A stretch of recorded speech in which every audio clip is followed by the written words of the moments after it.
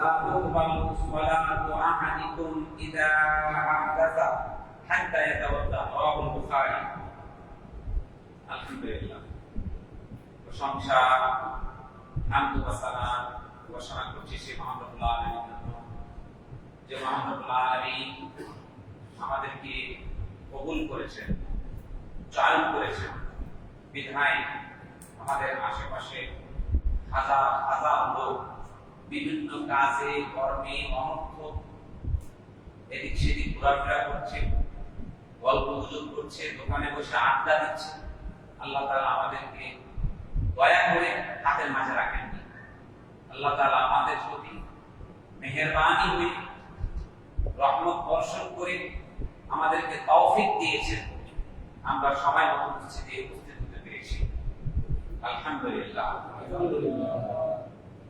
এটা আল্লাহর একটা নিয়ামত। যখন আপনি সময় মতো মসজিদে আসতে পারবেন, ফজরের সালাত সহ প্রত্যেক সালাতে আপনি আসতে পারবেন, সকাল সন্ধ্যা কোরআন তেলাওয়াত করতে পারবেন, তখন আপনি বুঝবেন আপনার প্রতি আল্লাহ দয়া করেছেন। আল্লাহ কৃতজ্ঞতা প্রকাশ করবেন যে আল্লাহ তাআলা আপনাকে দয়া করে আল্লাহ সুবহানাহু ওয়া তাআলা এবং তার রাসূলের আনুগত্যের মধ্যে রেখেছেন। দুরূদ ও সালাম বর্ষিত হোক সাইয়্যিদুল মুরসালিন আশরাফুল আম্বিয়া খাতামুন নবিয়্যিন যারা মুহাম্মদ রাসূলুল্লাহ সাল্লাল্লাহু আলাইহি ওয়াসাল্লাম। সম্মানিত সুধী, আমি মহাগ্রন্থ কোরআনের দুটি আয়াতে কারিমা তেলাওয়াত করেছি। নবী করিম সাল্লাল্লাহু আলাইহি সাল্লামের হাদিস থেকে একটি বুখারী হাদিস পাঠ করেছি। এই আয়াতের হাদিসের সামনে রেখে আজকে সংক্ষিপ্ত আলোচনা দিলাম।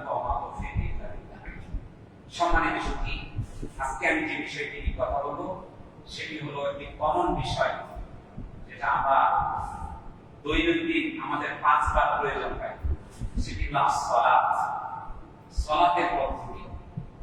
সম্মানিত সুধী, সালাতের পদ্ধতি জানা যে এতটাই জরুরি যে আপনি যতবার নিঃশ্বাস নেবেন, নিঃশ্বাস নেওয়াটা যেমন আপনার প্রয়োজন, তার থেকে ইমাম আহমদ ইবনে হাম্বল তিনি বলছেন যে একটা মানুষ ইলমের এতটুকু দরকার, ইলম অর্জন করা, জ্ঞান অর্জন করে এতটুকু দরকার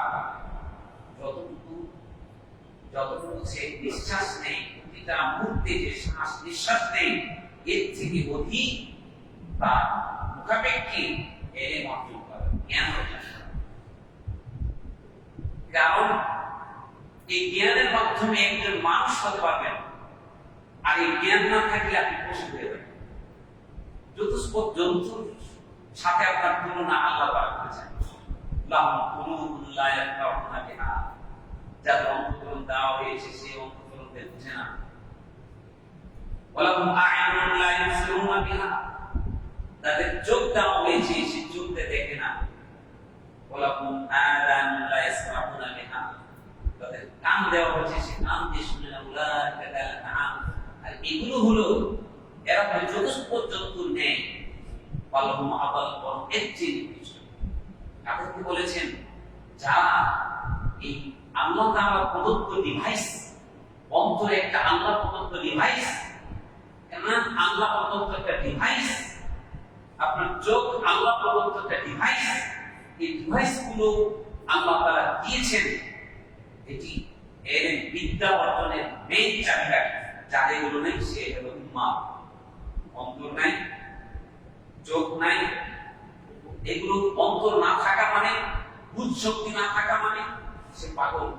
তার গরু ছাগল আর চতুষ্পদ জন্তু তার সাথে কোনো পার্থক্য নেই। তো আল্লাহ তাআলা আমাদেরকে যে জিনিসটা সবচাইতে গুরুত্ব দিয়েছেন সেটি হলো ইলম, বিদ্যা। আপনি আল্লাহকে স্বীকৃতি দিবেন, আল্লাহ লা ইলাহা ইল্লাল্লাহ এই কথাটা বলবেন। এই কথা বলার পূর্বে আল্লাহ তাআলা নির্দেশ করেছেন ফা'লাম আন্নাহু লা ইলাহা ইল্লাল্লাহ, তুমি আগে জানো, তুমি আগে ইলম নাও, তুমি আগে বিদ্যা নাও যে আল্লাহ ছাড়া সত্যিকার কোনো ইলাহ নেই। এটা আগে তোমাকে বুঝতে হবে। তোমার ইব্রাহিম আলাইহিস সালাম দেখলেন না কিভাবে আল্লাহকে বুঝেছিল? যেটাকে আশ্চর্য হয় সেটাই তার রব। সে তাওবা দেখে বলছে তার রব, সে চন্দ্র দেখে বলছে এটা আমার রব, সূর্য দেখছে এটা রব, এগুলো সব যখন মানে অস্তমিত হয়ে যাচ্ছে, বিলীন হয়ে যাচ্ছে, তখন তিনি খুঁজে নিলেন এই বিষয়গুলোকে, সূর্য, চন্দ্র, তারকা, এইগুলোকে যিনি পরিচালনা করছেন, যিনি সময় মতন উদ্ভাসিত করছেন, আবার সময় মতন অস্তমিত করছেন, তিনি হচ্ছেন আমার রব। এভাবে আপনাকে এলেম নিয়ে, বিদ্যা নিয়ে, আল্লাহ সম্পর্কে জেনে শুনে আপনি যদি লা ইলাহা ইল্লাল্লাহ স্বীকৃতি দেন, এই পৃথিবীর কোনো পরাশক্তি আপনার লা ইলাহা ইল্লাল্লাহ আপনার অন্তর থেকে ছিঁড়ে দিতে পারবে। আপনি তো 500 টাকার বিনিময়ে লা ইলাহা ইল্লাল্লাহ বিক্রি করে ফেলেন, এর মানে আপনি আল্লাহর ক্ষমতা সম্পর্কে আপনার জ্ঞান নেই, যে আল্লাহ কে, লাম ইয়ালিদ ওয়া লাম ইউলাদ, তিনি কাউকে জন্ম দেননি, তিনি কারোর কাছে জন্মিত হন নাই, হ্যাঁ, ওয়া লাম ইয়াকুল লাহু কুফুয়ান আহাদ, তার সমকক্ষ কেউ নেই, তার অপোজিশন পার্টি কেউ নেই, তার বিরোধী পক্ষ, বিরোধী দল বলতে কিছু নেই। তিনি মহাশক্তিধর, আকাশ জমিন পৃথিবীর মালিক। এই বিদ্যা, এই বুদ্ধি আপনাকে নেওয়ার পরে স্বীকৃতি দিতে হবে যে আল্লাহ ছাড়া শক্তি তুমি নেই। সম্মানিত সুধী, এই জন্য ইমাম বুখারী রাহিমাহুল্লাহ তিনি একটি বাঁক বেঁধেছেন কি আল ইলমু আফদাল কওলি ওয়াল আমাল, ইলম গ্রহণ করো মুখে কিছু কথা বলার পূর্বেই আর আমল করার পূর্বে। তুমি একটা আমল করবে, জিকির করবে, জিকির ছোট্ট আমল, এই জিকির করতে হলে তোমাকে ইলম লাগবে। তুমি মুখে একটি কথা বলবে, একজনকে নসিহত করবে, এই নসিহত করার পূর্বে তোমাকে ইলম নিতে হবে, বিদ্যা নিতে হবে। তুমি বিদ্যা না নিয়ে, আমরা যে তাবলীগ জামাতের বিরোধিতা করি, আমি তাদের বিরোধিতা করি না। বিরোধিতা আমাদের কোথায়? আমাদের কথা হলো ভাই, তোমার কাছে তো মেডিসিন নাই, তুমি যে চিকিৎসা করবা, আপনার ইলমটা হলো একটা মেডিসিনের মতো। যেমনি ভাবে ডাক্তার রোগীকে মেডিসিন দিয়ে আল্লাহ তাআলা সুস্থ করায় দেন, অনুরূপ ভাবে একজন মানুষকে অন্ধকারের পথ থেকে হেদায়েতের পথে আনার জন্য মেডিসিন হলো ইলম। আল্লাহ এই আয়াতগুলো কেন নাযিল করা হয়েছে? যে তুখরিজান নাস মিনাল যুলুমাতি ইলান নূর, তুমি মানুষকে অন্ধকার থেকে আলোর দিকে নিয়ে আসবে। এই জন্য এটাকে নূর বলা হয়েছে, কোরআনকে নূর, ইলমটাকে নূর বলা হয়েছে। ইমাম শাফি ওয়াকিকে একদিন মানে সে অভিযোগ করলো, শাকাউতু ইলা ওয়াকিইন আন সুই হিফজি, আমার পড়া মুখস্থ থাকে না, ভুলে যাই। এই যে আমি ভুলে যাচ্ছি, কারণটা কি? তখন তিনি ইমাম ওয়াকি অর্থাৎ ইমাম শাফির উস্তাদ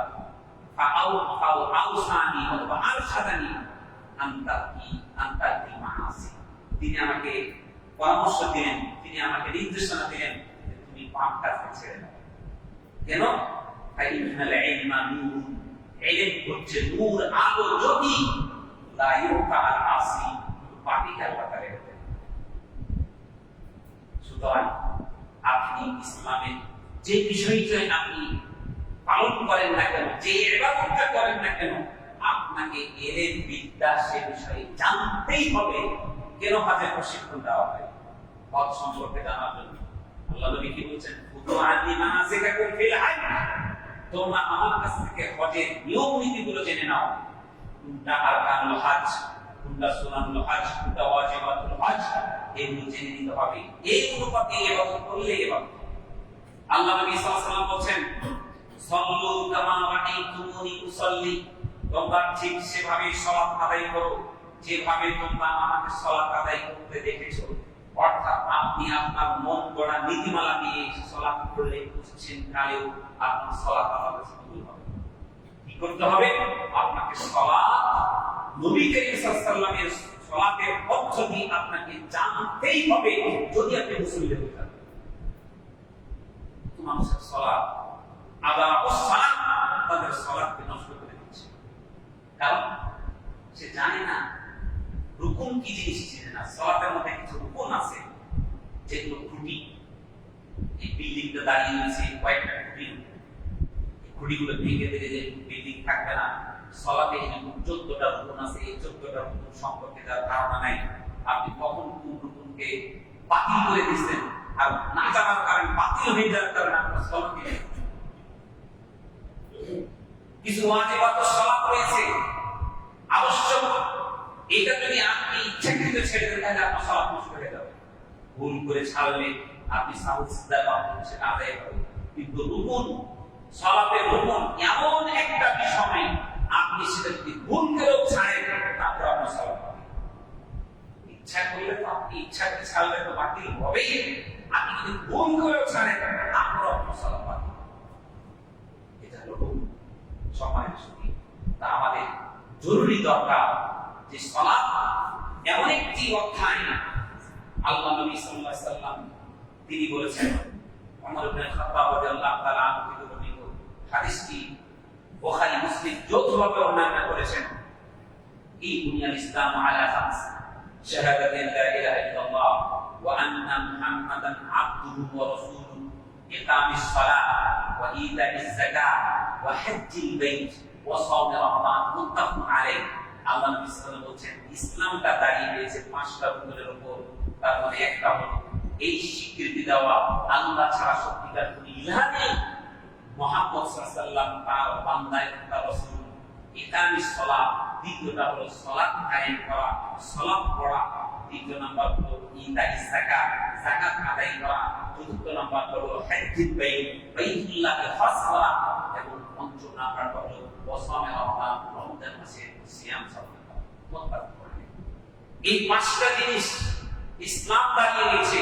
আপনি এই 5টা জিনিসের স্বীকৃতি দিয়ে এই 5টা জিনিস যখন বাস্তবায়ন করবেন তখন আপনি মুসলিম হবেন। এরপরে আপনাকে আরকানুল ঈমান 6টা রয়েছে। এই আরকানুল ঈমান যখন আপনি কোরআন এবং সুন্নাহর আলোকে বিশ্বাস স্থাপন করবেন, আরকানুল ঈমান কিন্তু পালনের জিনিস না, অন্তরের মধ্যে ধারণ করার জিনিস।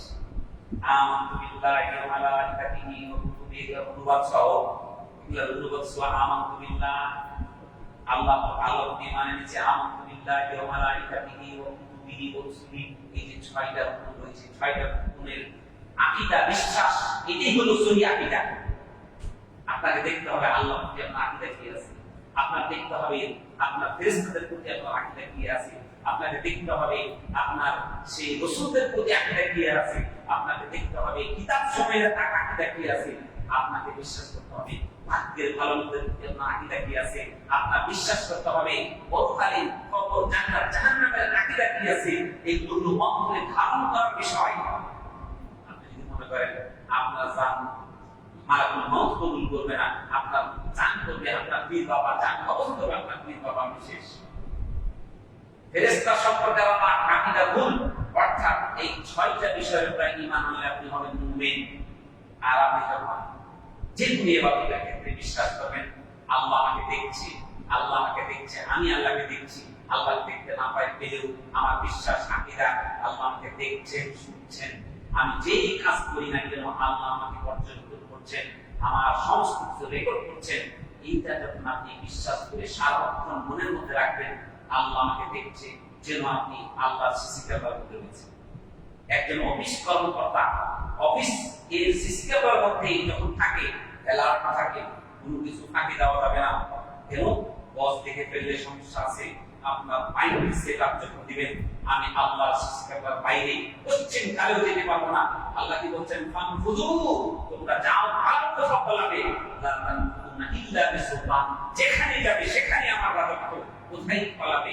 তুমি যদি বিশ্বাস করো আল্লাহ আমাকে দেখছেন, শুনছেন, আল্লাহ আমার ক্ষমতা প্রয়োগ করতে সামর্থ্যবান, তাহলে আপনি মুসলিম। আর মুমিন ইসলামের যারা মুসলিম, মুসলিমের সর্বোচ্চ স্থান হলো মুসলিম। আল্লাহ তাআলা এই মুসলিমদেরকে সবথেকে বেশি ভালোবাসেন। প্রথম মুসলিম, পরে মুমিন, পরে মুসলিম। আল্লাহ তাআলা মুসলিমদেরকে সবথেকে ভালোবাসেন।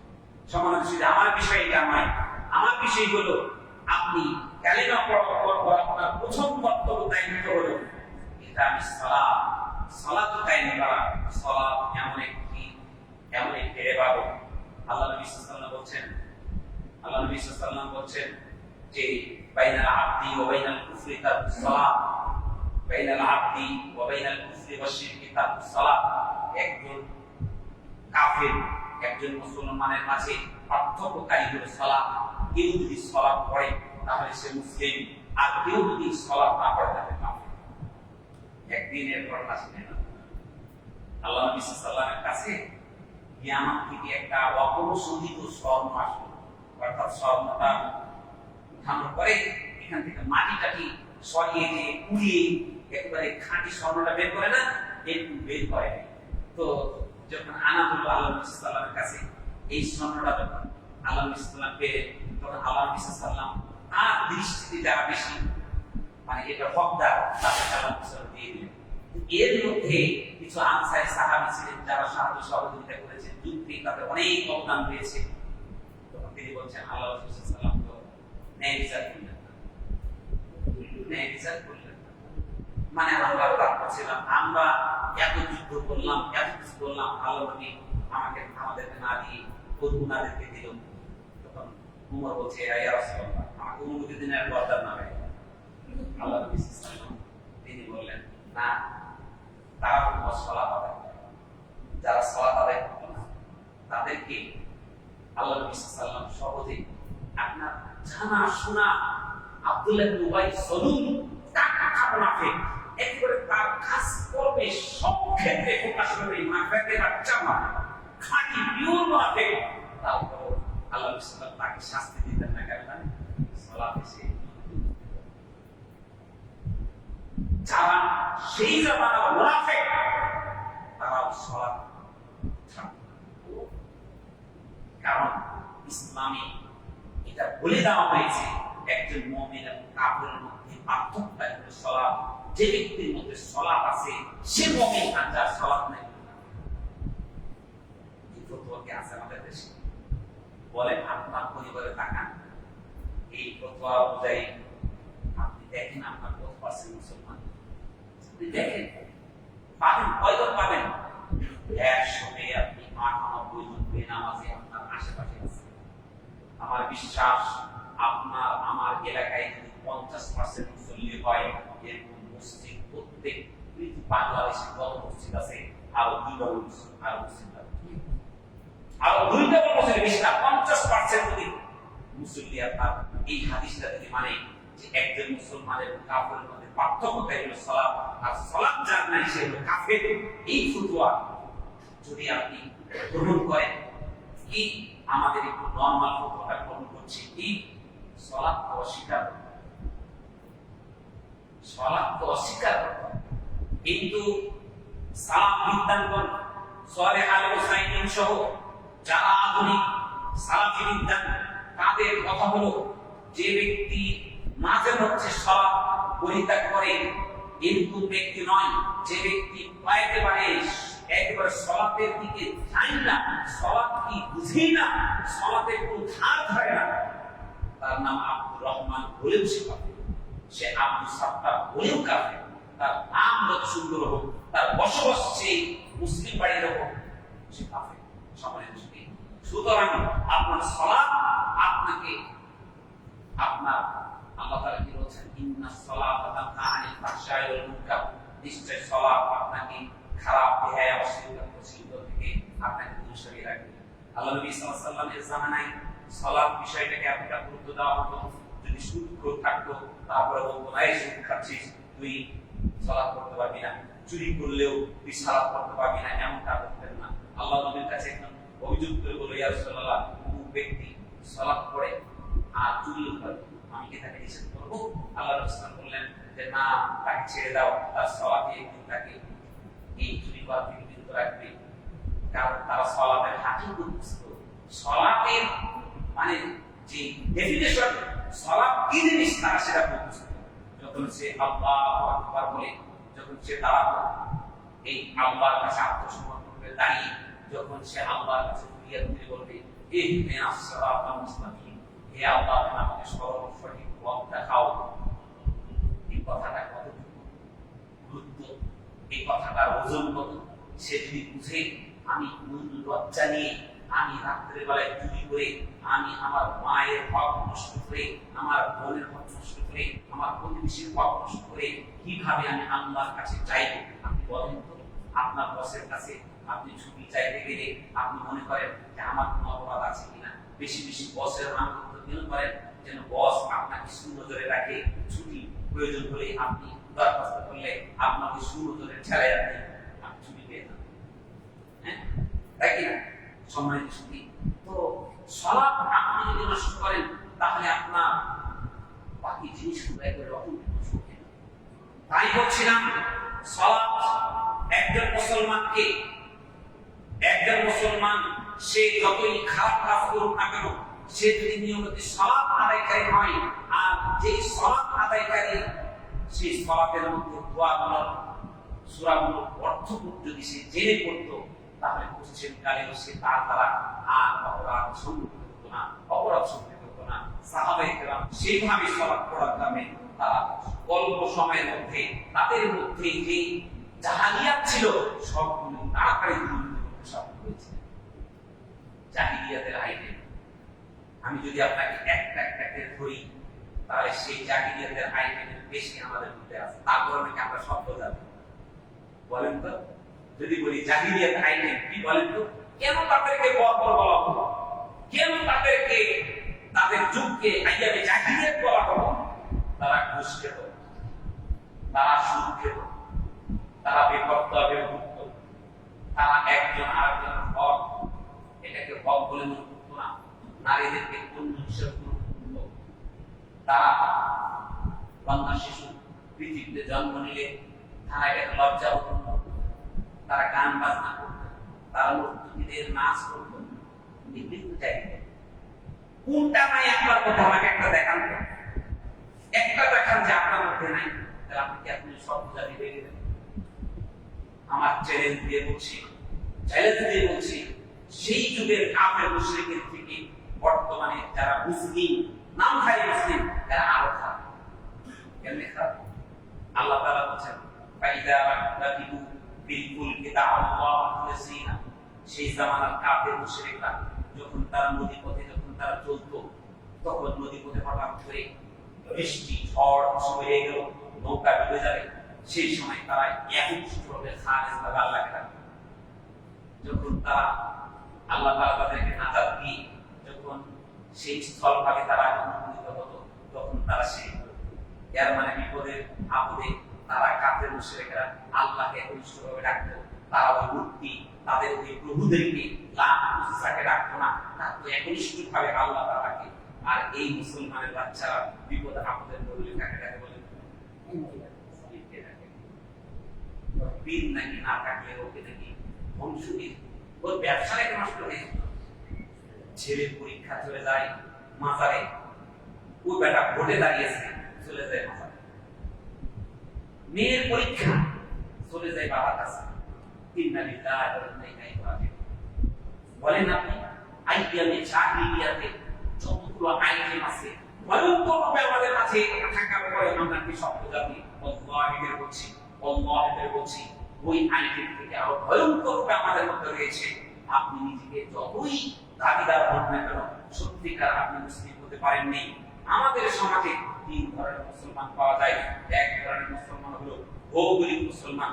আমি মুসলমানের বাচ্চা, আমার বাপ মুসলমান ছিল, আমার বাপ মুসলমান এরিয়াতে বসবাস করার কারণে আমার বাপ মুসলমান, আর আমিও মুসলিম পরিবারের জন্ম নিয়ে আশেপাশে আমরা আছি, এই জন্য আমি মুসলমান। ভৌগোলিক মুসলমান। লাগে না তার জন্য হালাল হারাম, লাগে না তার জন্য পবিত্র অপবিত্রতা, লাগে না তার জন্য কোরআন হাদিসের কোনো দলিল। সে তার ভৌগোলিক বাংলাদেশের জন্ম মানে এই অধিকাংশ 90% মুসলমানের দেশ বলতে তো লজ্জা লাগে না আমাদের। তো যদি 90% মুসলমান যদি হয়, তাহলে মসজিদগুলো খালি কেন? মসজিদগুলো খালি কেন?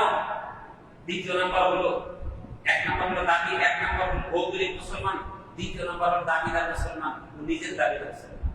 দিন কায়েম করবে, নামাজ পড়ে, এক ভাইকে বলেই ফেলবে, ভাই সালাতটা ঠিক মতন করতে পারি না, কিন্তু আপনাকে ভালোবাসি। ভাই আপনাকে ভালোবেসে আমি যদি মানে আমি শহীদ হয়ে যাই, তাহলে আমি শহীদ হবো না? হ্যাঁ হবেন। আল্লাহ নবী বলছেন, মান তারাকা সালাতা মুতাআম্মিদান ফাকাদ কাফার, যে ব্যক্তি এক সালাত ইচ্ছাকৃত ছেড়ে দিল সে কাফের হয়ে গেল। ও নাকি দিন কায়েমের রাস্তায় থেকে সালাত না পড়লো নাকি? আপনাকে তো বলি ফেলে কি তোমার সালাত দিয়ে কি করবা, তোমার সিয়াম দিয়ে কি করবা, তোমার হজ দিয়ে কি করবা, তোমার যাকাত দিয়ে কি করবা, তোমার জিকির দিয়ে কি করবা। তুমি যদি দিন কায়েম না করো, ভাই দিন কায়েমকে হাওয়ায়ে লাড্ডু, হাওয়ায়ে লাড্ডু, যে তুমি কি দিন কায়েমে কি বুঝেছো? দিন কায়েম মানে একটা স্তর হলো রাষ্ট্রের দিন কায়েম হওয়া। এছাড়া আপনি নিজের মধ্যে দিন কায়েম করতে পেরেছেন কিনা, আপনার মাথা থেকে পা পর্যন্ত আপনার মধ্যে দিন, আপনি হালাল হারাম বেঁচে চলেন কিনা, আপনি 5 ওয়াক্ত সালাত পড়েন কিনা, আপনার স্ত্রীকে পর্দায় রেখেছেন কিনা, এগুলি তো দিন। দিনের ডেফিনিশন কি? আল্লাহ নবী যে দিনের কথা বলে গেলেন, দিনের স্তর হলো তিন। আমার বক্তব্য ভূমিকাতে বলে দিয়েছি, আর ইসলাম, আর ঈমান, আর ইহসান, এই তিনটাকে তিন বলা হয়। এটি হলো নবীর দেওয়া দিন। আর আপনি যে দিনের কথা বলছেন সেটি হলো রাষ্ট্রীয় দিন। এই রাষ্ট্রীয় দিনের মাধ্যমে আল্লাহর কসম আপনি একটা বিড়ি নিষিদ্ধ করতে পারবেন না। চ্যালেঞ্জ, একটা বিড়ি নিষিদ্ধ করতে পারবেন না। বিশ্বাস হয় না? ইরানে দিন কায়েম করেছে আপনার পদ্ধতিতে, রাষ্ট্রীয়ভাবে পর্দার জন্য সবাইকে বাধ্যবাধকতা করা হলো, সবাই পর্দা করবে। 3 থেকে 400 নারী উলঙ্গ হয়ে গেছে। দিন জোর করে চাপিয়ে দেওয়ার বিষয় নয়, দিন জোর করে চাপিয়ে দেওয়ার বিষয় নয়। আপনি ক্ষমতায় বসে মদকে হারাম করবেন, যেই জনগোষ্ঠীর 90% মানুষ তারা মদ হারাম, সালাতি বুঝে না, সিয়াম বুঝে না, হালাল বুঝে না, হারাম বুঝে না, আপনি তাদেরকে চাপিয়ে দিলে একটা বিদ্রোহ তৈরি হবে। আপনি 2-3 মাস বেশি দিতে পারবেন। বিড়ির দিশা যখন আসবে, কারণ তার ইমানের তেজ বিড়ির কাছে ঘেরে গেছে, বিড়ির আকর্ষণ তার কাছে, ইমানটা মাথায় উঠে গেল। বিড়ি চাই বিড়ি, আমার মদ চাই মদ, একটা বিদ্রোহ তৈরি হবে। আর আপনি যদি গোড়া থেকে সংশোধন করে দিতে পারেন, আপনি যে আইন কায়েম করবেন তারা স্বাচ্ছন্দ্যে আল্লাহকে, তার রাসূলকে ভালোবেসে মেনে নিবে। এটি ছিল রাসূলের পদ্ধতি। আমার বিষয় সেটা নয়। দিন হলো জিবরাইল আলাইহিস সালাম হাদিসে জিবরাইলের দিন কাকে বলে দিয়েছে। এই দিনকে আপনি না করে দিচ্ছেন, এটাই আপনার সাথে আমার বিরোধী, আর কিছু না। আপনি এটাকে মেনে নেন। ইসলাম, ঈমান, ইহসান, এই তিনটা আপনার দিন। এই যে যার মধ্যে আছে সেই হলো একদম তিনটা প্রাইভেট মানুষ। আপনি এটাকে কিভাবে নাকচ করে দিচ্ছেন? এটাকে আপনি বলছেন একটা সাধারণ ওয়ার্কিং ডিউটি, বা এটাকে বলছেন আপনার মানে প্রশিক্ষণ, ট্রেনিং। ইন্না লিল্লাহি ওয়া ইন্না ইলাইহি রাজিউন। সালাত আপনার মাঝে যদি না থাকে, আপনার পরিবারের মাঝে যদি না থাকে, পশ্চিমকালে এই জমিনে আল্লাহ তাআলার দিন কায়েম হবে না, হবে না। আপনি দিন কায়েম করবেন কিভাবে? দিন কায়েমের প্রথম শর্ত হলো, আল্লাহ কি বলছেন? আল্লাহ কি বলছেন? হাদিসে জিবরীল কি বলল? বুনিয়াল ইসলাম আলা খামসিন, শাহাদাতুন লা ইলাহা ইল্লাল্লাহ, এই সাক্ষ্য দেওয়া যে আল্লাহ ছাড়া সত্যিকার কোনো ইলাহ নেই, এইটাকে বাস্তবায়ন করা। এটার মানে কি? এটার মানে হচ্ছে প্রথম যত রকমের স্মৃতিশোধন আছে সবগুলোকে বাতিল মেরে ফেলা। এটাকে মান্য করা মানে বাংলাদেশের যত মাজার আছে যেগুলোতে আল্লাহর নামে শিরক করা হয়, সমস্তগুলোকে ধ্বংস করতে হবে। যতক্ষণ পর্যন্ত লা ইলাহা ইল্লাল্লাহ বাস্তবায়িত না হবে, আপনি এটা ক্ষমতা দিয়ে পশ্চিমকালে পাবেন না। আপনি মাজার ভাঙতে গেলে ওই মাজার তারা আপনি যেটাকে মাজার বলছেন সেটাকে তারা দিন মনে করছে। এই দিনকে আর বোঝা যাবে না। শতকরা 90% মুসলমান, নামধারী মুসলমান, নামাজ পড়ে না, হালাল চিনে না, হারাম চিনে না, বৈধ চিনে না, অবৈধ চিনে না। তাদের কাছে আপনি দিন কায়েম, আপনি রাষ্ট্রের সম্ভব নয় ভাই। আপনি যেটা করছেন সেটা আপনার আবেগের দিন।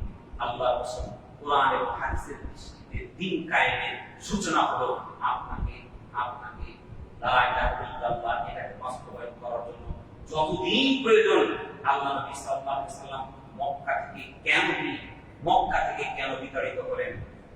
দেখেন তো, মক্কা থেকে যখন বিতাড়িত ছিল তখন মানে আল্লাহর বান্দা ছিল শতকরা 90 জন, এবং 90 জনই আল্লাহ বান্দা এবং শিরিক করেন।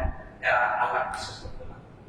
আবু জাহেল, উতবা, সাইবা এরা আল্লাহ বিশ্বাস করতো না। তারা ইবাদত করতো না, তারা সালাত করতো না, তারা হজ করতো না, তওয়াফ করতো না। কিন্তু তারা যা করতো অর্থাৎ আল্লাহর ইবাদতের সাথে সাথে তারা শিরিক করতো। অর্থাৎ ওই লোকগুলো আল্লাহ নবীকে বারবার বলেছিল, নেও ক্ষমতা, ক্ষমতা নেই, নেও ক্ষমতা দাও। আল্লাহ নবী ক্ষমতা নেয়নি। কেন নেয়নি? আল্লাহ নবীর কথা হলো, আমি আবু জাহেলের ছাত্রের উপরে আমি আল্লাহ তাআলার দ্বীন কিভাবে কায়েম করব? আগে আমাকে ব্যক্তি কেন্দ্রিক দ্বীন কায়েম করতে হবে। আল্লাহ সাল্লামকে এই মক্কার লোকজন তাড়িয়ে দিল, মদিনায় গেল। মদিনার লোক আল্লাহ নবীকে চিনল, দ্রুততার সাথে তারা আল্লাহর সেই পাঠানো দ্বীন তারা গ্রহণ করলো। পরবর্তীতে যখন আল্লাহ নবী মক্কায় ঢুকলেন, এই লোকগুলো সব পালিয়ে গেল। তাহলে আল্লাহ ইসলাম একবার তার জন্মভূমি থেকে আল্লাহ নবীকে তাড়িয়ে দিল, আবার যখন আল্লাহ নবী সেই মক্কায় ঢুকলো তখন তারা পালিয়ে গেল। সম্মানিত সুধী, এরকম অবস্থা আপনি যদি সত্যিকার দ্বীন না বোঝেন তাহলে আপনি দেখেন দাওয়াতি কাজ আমাদের মাঝে এত চলছে, আপনাকে রিপোর্ট আকারে শুধু দিয়ে দিবে যে আপনি 5 ওয়াক্ত নামাজ পড়েছেন, কি করেন। আপনাকে দাওয়াতি কাজে কোশ্চেন কালে বলবো না, লেকচারে নামাজ পড়বেন, কোশ্চেন কালে বলবো না। সম্মানিত সুধী, সালাত এটি আপনার এমন একটা ইবাদত, আপনি লা ইলাহা ইল্লাল্লাহ পড়ার পরে আপনাকে সালাতের জন্য প্রস্তুতি নিতে হবে। সালাতের প্রস্তুতি হলো, যেটা হলো প্রথম হলো শুরুতুস সালাত, অর্থাৎ সালাত। শুরুতুস সালাত কাকে বলে? শুরুতুস সালাত হলো সালাতের বাইরের বিষয়। আপনি এক জায়গায় অ্যাপ্লাই করবেন চাকরির জন্য, সেই অ্যাপ্লাইয়ে আপনাকে শর্ত হলো মাস্টার ডিগ্রি পাস করতে হবে। আপনি মাস্টার ডিগ্রি পাস করলে আপনি অ্যাপ্লাই করতে পারবেন। আপনার মাস্টার ডিগ্রি না থাকলে আপনি তো অ্যাপ্লাই করতে পারবেন, মানে এটা হলো শর্ত। তো আপনি সালাত পড়বেন, 2 রাকাত সালাত পড়বেন, 4 রাকাত পড়বেন, এটা তো কিছু শর্ত আছে। অর্থাৎ সালাতের বাইরে জিনিস। এক নম্বর শর্ত হলো আল্লাহ নবী সাল্লাল্লাহু আলাইহি সাল্লাম তিনি যে শর্ত বলেছেন, এক নম্বর হলো আত-তাহারাতু মিনাল হাদাস, অর্থাৎ অপবিত্র থেকে পবিত্রতা গ্রহণ করা। আল্লাহ তাআলা বলেন, ইয়া আইয়ুহাল্লাযিনা আমানু ইযা কুনতুম ইলাস সালাতি, যখন তোমরা যখন তোমরা সালাতে দাঁড়াও, ফাগসিলু ওজুহাকুম, তোমাদের চেহারাকে ধৌত করো, ওয়া আইদিয়াকুম ইলাল মারাফিক, তোমাদের কোণই পর্যন্ত, হাতের কোণই পর্যন্ত ধৌত করো, আমসাহু বিরুসিকুম, তোমাদের মাথা মাসে করো, ওয়া আরজুলাকুম ইলাল কাবাইন, আর তোমরা টাকনা পর্যন্ত তোমরা ধৌত করো, ওয়া ইন কুনতুম জুনুবান ফাত্তাহারু, আর তোমরা যদি অপবিত্র থাকো, স্ত্রী সহবাস করেছো, স্বপ্নদোষ হয়েছে, হায়াত হয়েছে, তোমরা এখান থেকে পবিত্রতা অর্জন করো গোসলের মাধ্যমে। গোসল করার পরে তোমাকে এরপরে সালাতের জন্য প্রস্তুতি নিতে হবে। তাহলে এক নম্বর শর্ত কি? এক নম্বর শর্ত হলো পবিত্রতা অর্জন করতে হবে। আল্লাহ নবী সাল্লাল্লাহু আলাইহি ওয়াসাল্লাম বলেন, আনাবি হুরায়রা রাদিয়াল্লাহু তাআলা আনহু, আল্লাহ নবী সাল্লাল্লাহু আলাইহি ওয়াসাল্লাম বলেন, লা তুকবালু সালাতু আহাদিকুম, তোমাদের কারো সালাত কবুল হবে না, ইদা আহদাসা, সে যখন অপবিত্র হয়ে যায়, হাত্তা ইয়াতাওয়াদ্দা, সে ওযু না করা পর্যন্ত। আপনি সালাত পড়ছেন, আপনার 2 রাকাত সালাত পড়তে পড়তে আপনার ওযু চলে গেছে, আপনি এই সালাতকে ছেড়ে দিয়ে আপনি বের হবেন, ওযু করে এসে আবার আপনি সালাত করবেন। সম্মানিত সুধী, পবিত্রতা ছাড়া আপনার সালাত কবুল হবে না। দ্বিতীয় নাম্বার শর্ত হলো দুখুলুল ওয়াক্ত, ওয়াক্ত প্রবেশ করা। কারণ সালাতকে ফরজ করা হয়েছে নির্দিষ্ট সময়। আল্লাহ তাআলা বলেছেন, ইন্নাস সালাতা কানাত আলাল মুমিনিনা কিতাবাম মাওকুতা, নিশ্চয় সালাতকে নির্দিষ্ট সময় ফরজ করা হয়েছে। সুতরাং আপনাকে ওয়াক্ত মতো সালাত আদায় করতে হবে। আপনি যদি ওয়াক্ত মতো সালাত আদায় না করেন, তাহলে এই সালাত আপনার আল্লাহ তাআলা কবুল করবেন না। ফাওয়াইলুল লিল মুসাল্লিন আল্লাযীনা হুম আন সালাতিহিম সাহুন আল্লাযীনা হুম ইরাকুন, মুসাল্লি যারা, তাদের জন্য যন্ত্রণার শাস্তি জাহান্নাম রয়েছে, ওয়াইল নামক জাহান্নাম রয়েছে। যারা সালাতের ব্যাপারে উদাসীন মানে সালাত পড়ে, যোহরের সময় চলে যাচ্ছে, আসরের সময় পড়ে, আসরের সময় চলে যাচ্ছে, মাগরিবের আগ মুহূর্ত পড়ে, মাগরিবের সালাত হচ্ছে, একবারে ইশার আগ পর্যন্ত, ফজরের সময় ঘুমিয়ে থাকছে, সূর্য প্রাণের সময় সূর্য উঠে সালাত আদায় করে, এই সালাতগুলো আল্লাহ তাআলা কবুল করবেন না। এদের জন্য আল্লাহ তাআলা বলছেন ফাওয়াইলুল লিল মুসাল্লিন, যারা সালাত আদায় করে তাদের জন্য ওয়াইল নামক জাহান্নাম, যারা সঠিক সময়ে সালাত আদায় করে। قد أفلح المؤمنون الذين هم في صلاتهم خاشعون, ওই সমস্ত মুমিনরা সফল কাম হয়ে গেছে যারা তাদের সালাতে বিনয়ী নম্রতা থাকে, নম্র থাকে। আর কে? আল্লাযীনা হুম ফি সালাতিহিম মুহাফিজুন, যারা সালাতকে হেফাজত করে। সালাতের হেফাজত মানে আযান হলো দেরি করা যাবে না।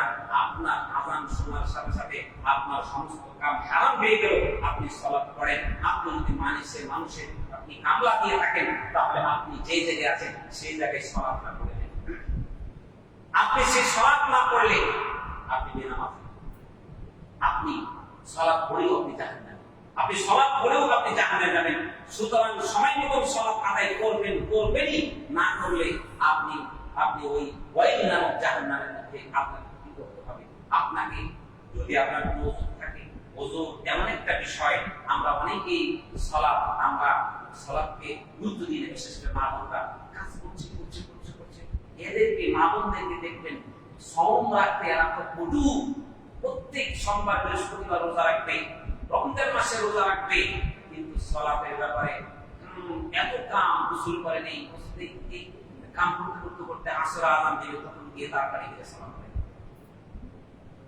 এদেরকে আল্লাহ তাআলা বলেন আল্লাযীনা আন সালাতিহিম সাহুন, যারা সালাত সম্পর্কে উদাসীন। আল্লাহ তাআলা বলেন না যারা সালাত পড়ে না তাদের জন্য ওয়াইনাম জাহান্নাম, যারা সালাত পড়ে তাদের জন্য ওয়াইনাম জাহান্নাম। যারা সময় মতো সালাত আদায় করে না, যেরকম বক্ত দাখিল হওয়ার সাথে সাথে আপনার আযান দিতে হবে। আমরা যদি বক্ত দাখিল হওয়ার আগে আযান দিই, তাহলে এই আযান শুনে যদি সালাত আদায় করে, তাহলে সবাই গুনাহগার হবে। অতএব বক্ত দাখিল হওয়ার আগে যখন যোহরের আযান বক্ত শুরু হয়, যখন পশ্চিম দিকে সূর্য হেরে যায়, তখন আপনার যোহরের বক্ত শুরু হয় একেবারে আসর পর্যন্ত। আর আসরের বক্ত যখন শুরু হয়, অর্থাৎ প্রত্যেক জিনিসের তার ছায়া সমপরিমাণ যদি হয়, এই যে কাঠিটা দাঁড়িয়ে গিয়েছে, এই কাঠিটা যখন এক ছায়া পরিমাণ যখন সূর্য চলে যাবে, ছায়া চলে যাবে, তখন আপনার আসর বক্ত শুরু হয়ে গেল। আর আসরের বক্ত ততক্ষণ পর্যন্ত থাকবে যতক্ষণ পর্যন্ত সূর্যটা তার তীক্ষ্ণতা মানে অবশিষ্ট থাকে। যখন এই সূর্যের তীক্ষ্ণতা কমে গেল, সূর্যটা একটা লাল হয়ে গেল, তখনই আপনার এই আসরের সময়, এটা হলো আসরের সময় শেষ। এরপরে আপনার একবারে জরুরি যেটাতে আপনি করতে পারেন নাই, সে সময় আপনি মাগরিবের আগ পর্যন্ত সালাত করতে পারবেন। সূর্য অস্তমিত হওয়ার পরে আপনার মাগরিবের সালাতের ওয়াক্ত শুরু হয়, এবং আপনার পশ্চিমায় লাল একটা আভা, সে আভা যতক্ষণ পর্যন্ত থাকে ততক্ষণ পর্যন্ত মাগরিবের সালাতের সময় থাকে। এরপরে ইশারার ওয়াক্ত শুরু হয়ে যায়। ইশারার ওয়াক্ত আপনার অর্ধরাত পর্যন্ত থাকে, অর্ধরাত পর্যন্ত আপনার ইশারার ওয়াক্ত থাকে। আপনি এরপরে ফজরের আগ পর্যন্ত জায়েজ রয়েছে আপনি ইশারার সালাত আদায় করবেন। সুতরাং আল্লাহ তাআলা বলেন ইন্নাস সালাতা কানাত আলাল মুমিনিনা কিতাবান মাওকুতা, আল্লাহ তাআলা মুমিনদের উপর নির্ধারিত সময়ে সালাতকে ফরজ করেছেন। আর কেউ যদি নির্ধারিত এই সালাত শব্দটিকে পড়ে, তাহলে আল্লাহ তাআলা তাদের উত্তম আমল বলে আল্লাহ তাআলা বিশ্বস্ত ঘোষণা করেছেন। এজন্য আমরা উত্তম আমল হিসেবে আমরা যথাসময়ে সালাত আদায় করি। দ্বিতীয় নাম্বার আপনার শব্দ হলো সিতুল আওরা, আপনার শরীরে আবৃত করে কাপড় চোপড় করতে হবে।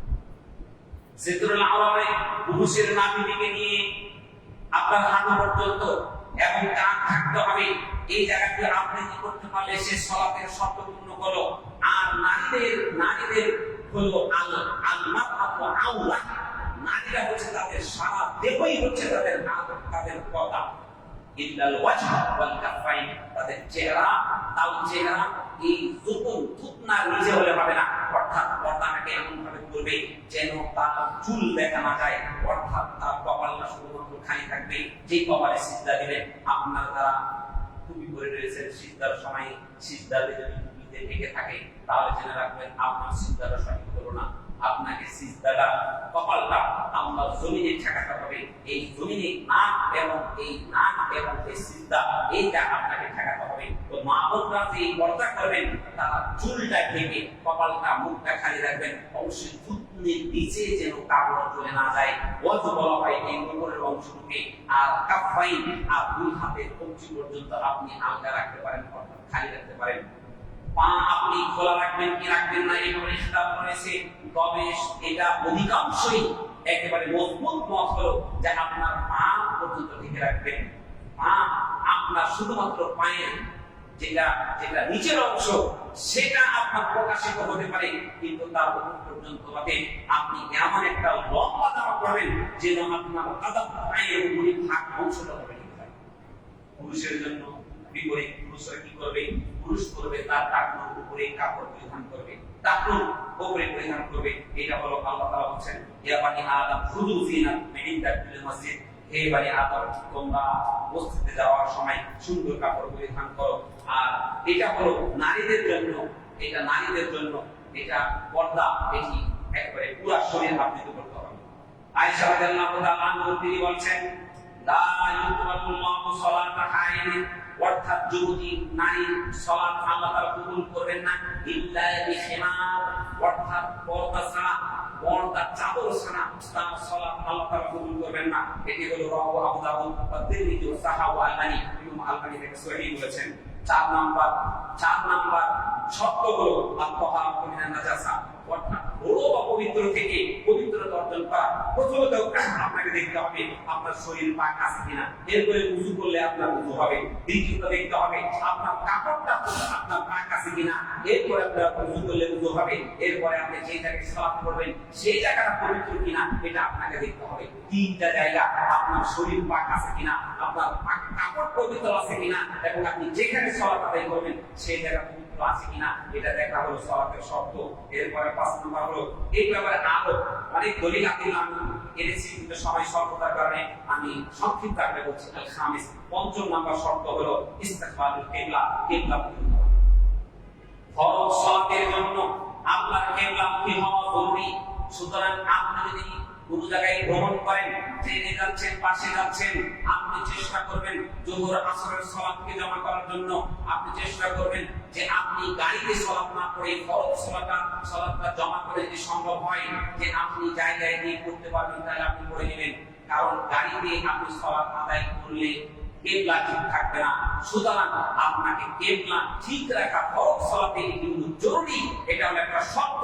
এই কিবলামুখী আপনাকে হতে হবে।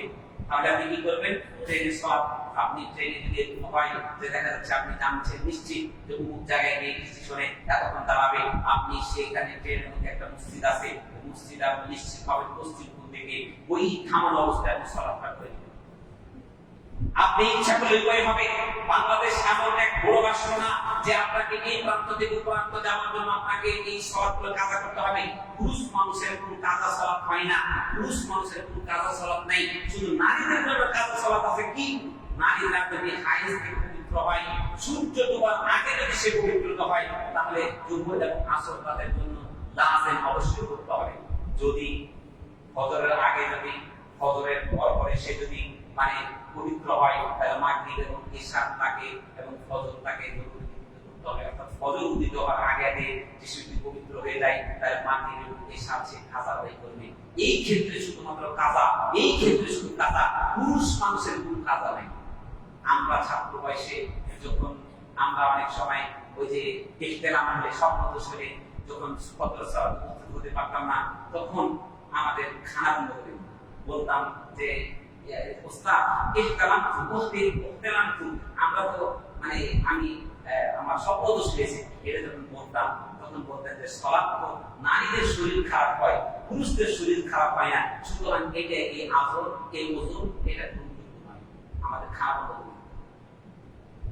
পুরুষ মানুষের কোনো কাজা সালাত চলে না। শুধুমাত্র আপনি যদি ঘুমিয়ে থাকেন, আপনি যদি ভুলে যান, এই দুই ক্ষেত্র ছাড়া পুরুষ মানুষের কোন কাজা সালাত চলে না। সালাত আপনাকে করতেই হবে। আপনি কোনভাবে পারছেন না, পায়ে হেঁটে হলে আপনি সালাত করতে হবে, সওয়ারের উপরে থেকে হলে আপনাকে সালাত আদায় করতে হবে, আপনার দাঁড়িয়ে দাঁড়িয়ে হলে আপনাকে সালাত আদায় করতে হবে। সালাত আপনার জন্য মিনিমাম ছাড় নেই। আপনি ধনী হন, আপনি গরিব হন, আল্লাহ নবী সাল্লাল্লাহু আলাইহি ওয়াসাল্লাম বলেছেন তুমি যদি দাঁড়িয়ে সালাত করতে না পারো, বসে পড়ো। তুমি বসে না পারলে তুমি শুয়ে পড়ো, শুয়ে তুমি ইশারায় পড়ো। এরপরে সালাত তোমাকে মাপ নেই। যতক্ষণ পর্যন্ত তোমার জ্ঞান আছে, তুমি জ্ঞান তোমার যতক্ষণ পর্যন্ত আছে, ততক্ষণ পর্যন্ত তোমার উপরে সালাত কি নেই, মাপ নেই। এরপরে হলো 6 নম্বর হলো নিয়াত। সালাতের জন্য নিয়াত করা। আল্লাহ নবী সাল্লাল্লাহু আলাইহি ওয়াসাল্লাম বলেছেন ইন্নামাল আমালু বিন্নিয়াত, মানুষের কর্মের ফলাফল নিয়াত করব। সুতরাং সালাতের মধ্যে নিয়ত রাখা এটি হলো একটি শর্ত। তাই এই 6টি শর্ত সাপেক্ষে আপনি সালাতের জন্য যোগ্য হলেন, আপনি সালাত আদায় করতে পারবেন। এখন আপনার রুকুনগুলো জেনে নিন। আরকানুস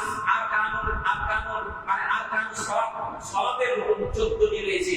এই 14টি রুকুন, এই রুকুনগুলো আপনি এই শর্তগুলো যখন পূর্ণ করলেন, এরপর আপনি সালাতের মধ্যে প্রবেশ করলেন। সালাতে যখন প্রবেশ করলেন তখন আপনাকে খেয়াল করতে হবে যে এই 14টা রুকুন ঠিক আছে কিনা। আমরা সহজ সিজদা দেই না।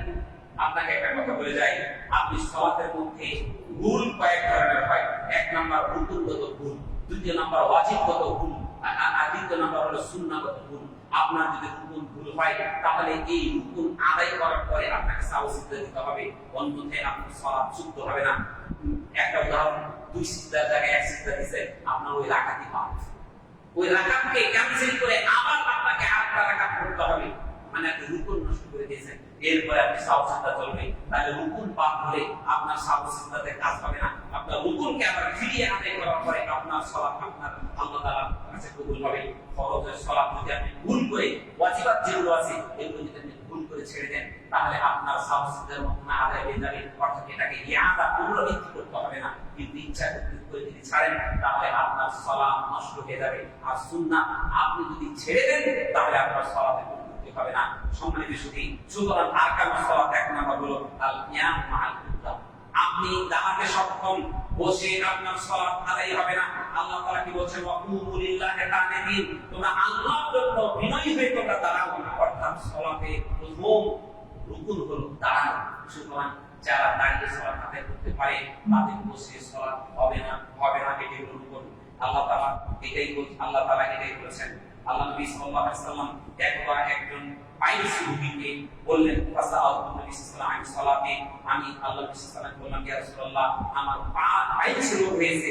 এমন একজন সাহাবী আল্লাহর কাছে জিজ্ঞাসা করলেন, তখন তিনি বললেন, সাল্লি কায়মান, তুমি দাঁড়িয়ে সালাত করো, ফাইন লাম তাস্তাতি, তুমি যদি এতে সক্ষম না হও তাহলে কায়দান বসে পড়ো, ফাইন লাম তাস্তাতি ফাআলা জাম, তুমি যদি এতে সক্ষম না হও তাহলে তুমি শুয়ে তাহলে 1 নাম্বার রুকুন হলো কিয়াম, দ্বিতীয় রুকুন হলো তাকবীরাতুল ইহরাম।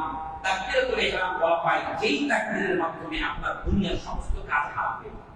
আমরা কি করি, সালাত শুরু হয়ে গেছে, রুকুতে চলে গেছি, দৌড়তে এসে আমরা সালাতের মধ্যে আল্লাহু আকবার বলে ঢুকে যাই, আপনার সালাত হবে। আগে আপনাকে তাকবীরাতুল ইহরাম দিতে হবে, আল্লাহু আকবার বলার পরে আপনি সালাতে ঢুকলেন। এরপরে আপনি দেখছেন রুকু অবস্থায় ইমাম সাহেব আছে, আপনি রুকু পেলে রাকাত পাবেন, এই রুকুতে ঢুকতে হলে আবার বলতে আল্লাহু আকবার বলে আপনাকে রুকু দিতে হবে। এটা হলো তাকবীরাতুল ইহরাম। এই ভুলটা আমরা অনেকেই করে থাকি, অর্থাৎ তাকবীরাতুল ইহরাম আপনাকে দিতে হবে। আল্লাহ নবী সাল্লাল্লাহু আলাইহি ওয়াসাল্লাম বলেছেন, কি বলেছেন, আবু হুরায়রা রাদিয়াল্লাহু তাআলা আন্না নবী সাল্লাল্লাহু আলাইহি ওয়াসাল্লাম ইদা কুনতা ইলা সালাতি ফাকাব্বির, যখন তুমি সালাতে দাঁড়াও তখন তুমি কি করবে, তাকবীর দিবে। এরপরে দেখুন, এরপরে দ্বিতীয় নাম্বার রুকুন হলো কিরাআতুল ফাতিহা, সূরা ফাতিহা পড়তে হবে। সূরা ফাতিহা আল্লাহ নবী সাল্লাল্লাহু আলাইহি ওয়াসাল্লাম বলেছেন, ইল্লা সালাতা লিমান লাম ইয়াকরা বিফাতিহাতিল কিতাব, যে ব্যক্তি সূরা ফাতিহা পড়ে না তার সালাত হবে না। তাহলে আপনি যে রুকুর সময় এসে ঢুকে আপনি যে রাকাত গণনা করলেন, এখানে হাদিস দুটো আছে। 1 নাম্বার কথা হলো আপনি যদি সময় পান সূরা ফাতিহা পড়া, তাহলে আপনি সূরা ফাতিহা পড়তে হবে না, আপনার সালাত হবে না। কিন্তু এসে রুকু পেলেন, রুকুতে ঢুকে যাওয়া একটা হাদিস আছে, মান আদরাকা রুকুআ ফাকাদ আদরাকা রাকাত, যে ব্যক্তি রুকু পেল সে রাকাত পেল। এই জন্য এই দুই হাদিসকে সমন্বয় করে মুহাদ্দিসিনে কেরাম বলেছেন, তুমি তো সময় না পাওয়ার কারণে তুমি এসে রুকু ধরেছো, সুতরাং তোমার জন্য এই সূরা ফাতিহা আবশ্যক। এটা আপনাকে টোল করে যারা দুই কথা বলে, আমরা দুইটা হাদিসকে মানি। কিভাবে মানি? আমি যদি সূরা ফাতিহা পড়ার মতো সময় পাই তাহলে আমি বিশ্বাস করি লা সালাতা লিমান লাম ইয়াকরা বিফাতিহাতিল কিতাব, যে ব্যক্তি সূরা ফাতিহা তার সালাতে পড়ে না তার সালাত নাই। সালাত ছিল নফল হোক, জানাজার সালাত হোক, ফরজ হোক, সুন্নাত হোক, নফল হোক, যত রকমের সালাত আছে আমি বিশ্বাস করি এই সালাতের মধ্যে সূরা ফাতিহা রুকুন, এটা ছাড়া সালাত আদায় হবে না। আর যদি রুকু অবস্থায় আমরা যদি এসে ঢুকি তাহলে আমরা রুকুতে চলে যাব, তাকবীর তাহরিমা দিব, এরপরে আমরা আল্লাহু আকবার বলে আবার রুকুতে যাবার আমরা তাকবীর দিব, তাহলে আমরা সেই সালাত হয়ে যাবে। সম্মানিত সুধী, এরপর হলো চতুর্থ নাম্বার হলো আবু রফিক বলে রাখা। প্রত্যেক রুকুতে রাকাত রুকু করা হলো, প্রত্যেক রাকাতে রুকু করা হলো একটা রুকুন। রুকু করতে যদি আপনি ভুলে যান তাহলে আপনি সওয়াব পাবেন না। আল্লাহ নবী সাল্লাল্লাহু আলাইহি ওয়াসাল্লামের কাছে একজন সাহাবী আসলো, আল্লাহ তাআলা কি বলছেন, ইয়া আইয়ুহাল্লাযীনা আমানু ঈমানদারগণ ইরকাউ ওয়াসজুদু ওয়া'বুদু রাব্বাকুম, তোমরা রুকু করো, সিজদা করো, তোমার রবের ইবাদত করো, ওয়াফআলুল খায়রা লাআল্লাকুম তুফলিহুন, আপনারা তো ভালো কল্যাণকর কাজ আছে সেগুলো তোমরা করো। এই কল্যাণকর কাজগুলো তোমরা করো, যত কল্যাণকর কাজ আছে সেগুলো তোমরা করো। এই কল্যাণকর কাজগুলো আপনি আমি এইগুলোর মধ্যে হচ্ছে কল্যাণকর কাজ। সকলের শুধু সংক্ষিপ্ত আকারে আমি বলে শেষ করছি। পঞ্চম নাম্বার হলো রুকু থেকে উত্তরণ পাওয়া, অর্থাৎ রুকু থেকে উঠা। ষষ্ঠ নাম্বার হলো আল খামিস, এরপর হলো ষষ্ঠ নাম্বার হলো আল জুলুসু বাইনাল, রুকু থেকে উঠা। রুকু থেকে উঠার পরে এবার সিজদায় যাওয়া। তাহলে ষষ্ঠ নাম্বার হলো আল ইতিদাল বাদা রুকু, অর্থাৎ আপনি যে রুকু থেকে উঠলেন আপনাকে সোজা স্থিরকে দাঁড়াতে হবে, সোজা স্থির হয়ে দাঁড়াতে হবে। এটা হলো ষষ্ঠ নাম্বার। আর সপ্তম নাম্বার হলো আসজুদু আলা আবদানিস সাবআ, অর্থাৎ সাতটা জায়গাতে সিজদা দেওয়া। এটা একটা রুকু। কপাল, দুই হাত, দুই হাঁটু এবং দুই কদম, এই সাত জায়গাতে সিজদা দেওয়া। এটা কি? এটা হলো সপ্তম নাম্বার রুকু। আর অষ্টম নাম্বার হলো আল জুলুসু বাইনা সিজদাতাইনি, দুই সিজদার মাঝখানে বসাটা হলো কি? এটা হলো অষ্টম নাম্বার রুকু। দুই সিজদার মাঝখানে আপনাকে ধীর স্থিরভাবে বসতে হবে। আর ওই সময় আপনাকে একটা দোয়া আছে, সেই দোয়াটা পড়া হলো ওয়াজিব।